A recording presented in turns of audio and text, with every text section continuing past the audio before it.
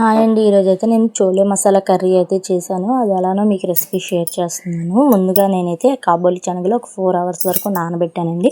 2 times కడిగేసి ఇది కుక్కర్లో అయితే పెట్టుకోవాలండి. అందులోనైతే నేను చూపిస్తున్న మసాలా సామాన్లు అయితే వేసుకొని ఒక చిన్న టీ బ్యాగ్ ఉన్నా పర్వాలేదు, లేకపోతే ఒక క్లాత్లో అయినా ఒక టేబుల్ స్పూన్ వరకు టీ పొడి అయితే వేసి మూత పెట్టేసుకొని ఒక 2 to 3 విజిల్స్ వచ్చి రావాలండి. బాగా వచ్చిన తర్వాత ఒక మిక్సీ జార్ తీసి పక్కన పెట్టుకొని అందులోని టమాటా, అల్లం, అలాగే కొంచెం పిడికెడు కాబోలి శనగలు వేసి స్మూత్ పేస్ట్ చేసి పక్కన పెట్టుకోవాలండి. ఇప్పుడైతే కడాయి పెట్టి ఆయిల్ వేసుకొని జీలకర్ర, సన్నగా తరిగి పెట్టుకున్న ఉల్లిపాయ ముక్కలు, అలాగే కరివేపాకు, అలాగే కొంచెం పచ్చిమిరపకాయలు వేసి ఇవన్నీ కూడా చక్కగా గోల్డెన్ బ్రౌన్ వచ్చినంత వరకు వేగనివ్వాలండి. వేగిన తర్వాత మనం ఏదైతే పేస్ట్ చేసి పక్కన పెట్టుకున్నాం కదా టమాటా మిశ్రమం, ఇది కూడా అందులో వేసుకోవాలండి. వేసుకొని మన రుచికి తగ్గట్టు ఉప్పు, కారం, అలాగే కొంచెం మసాలా పౌడర్ అయితే వేసుకుంటామండి. ఇదంతా మసాలా అంతా బాగా కలిసేలాగా ఒకసారి కలిపేసుకోవాలండి. బాగా నీట్గా కలిపేసిన తర్వాత ఈ ఆయిల్ అనేది పైకి తేలేంత వరకు వేగనివ్వాలండి. లేకపోతే టమాటా పచ్చివాసన వస్తుంది, టేస్ట్ అయితే అస్సలు బాగోదు.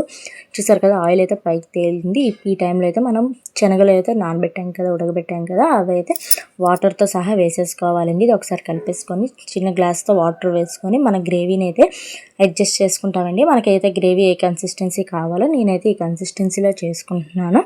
చక్కగా ఈ మిశ్రమాన్ని అంతా కూడా ఒక 5 minutes వరకు అయితే ఉడకనివ్వాలండి. లాస్ట్లో దింపే ముందు అయితే కొంచెం కొత్తిమీర అయితే వేసి దించుకోవాలండి. అంతేనండి, ఎంతో రుచికరమైన చోలే మసాలా. నేనైతే వెజ్ బిర్యానీతో ట్రై చేశానండి. కాంబినేషన్ అయితే అద్దిరిపోయింది అసలు. మీరు కూడా ఒకసారి ట్రై చేసి మీకు ఎలా వచ్చిందో, మీకు ఎలా కుదిరిందో నాకు లైక్ చేసి, షేర్ చేసి, సబ్స్క్రైబ్ చేసి కమెంట్ సెక్షన్లో కమెంట్ కూడా చేయండి. Thank you.